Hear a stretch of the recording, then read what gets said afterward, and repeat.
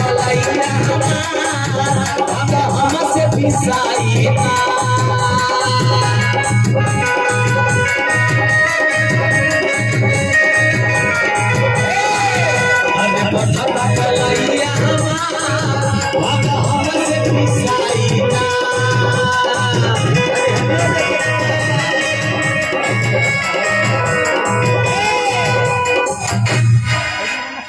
सोना का बड़े दुनिया तो ही से पिसवा के बाद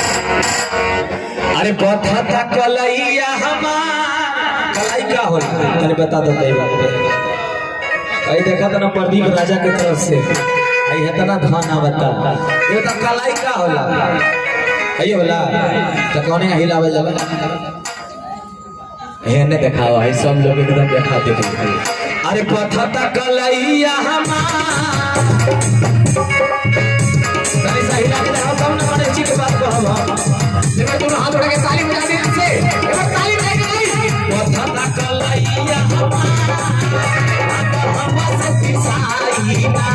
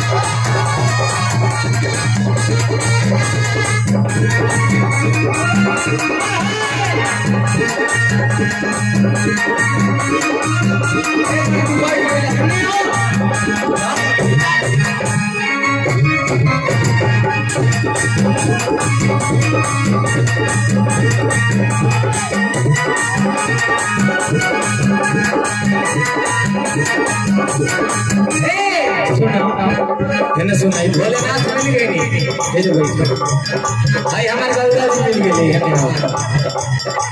अब हम बड़े जी के खोज के लाए अरे पिसा था भागे कई गणेश तो बड़ा लचकोकर भाई दादा माने मम्मी बैठल वाली अरे पापा बैठल बाने एक कार्तिक सुना तरह ना हां भाग जी मम्मी के लगे भाग जी अच्छा ये तो भाग जीवा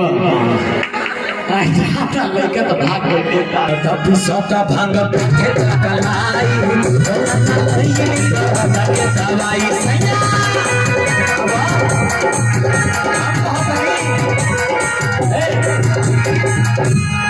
आई लगी के दवाई सैया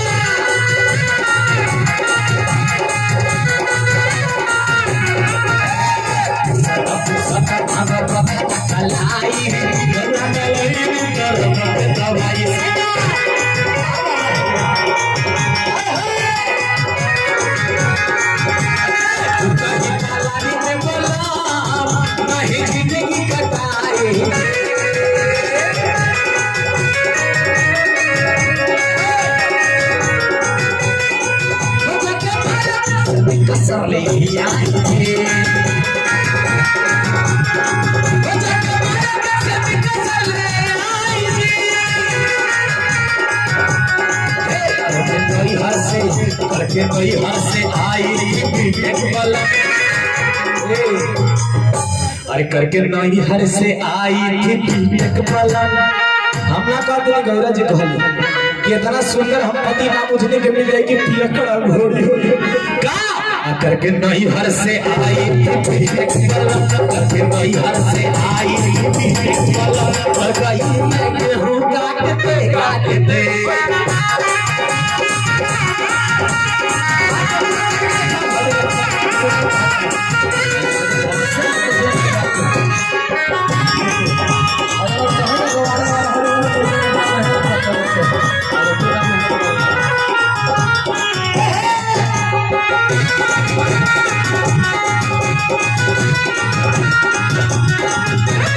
ये सुन तार कहा तो थ्रेसर काहे चलत ना हो बैठ बैठ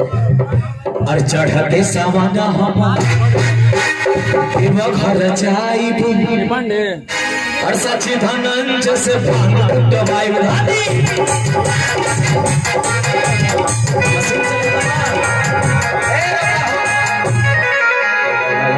गणेश ये पीछे में आ गया लेकिन घर जाइब अरे साची धनंजय से भांग पिसवाई अरे डूबे अंतरा से अरे भांगी खूबे मलवाई बहो कैसे बढ़िया वाला तने एक बार दोनों जने उठा के है लड़का के नचा रहा लड़का बड़ा खिसिया हवा तने आओ जा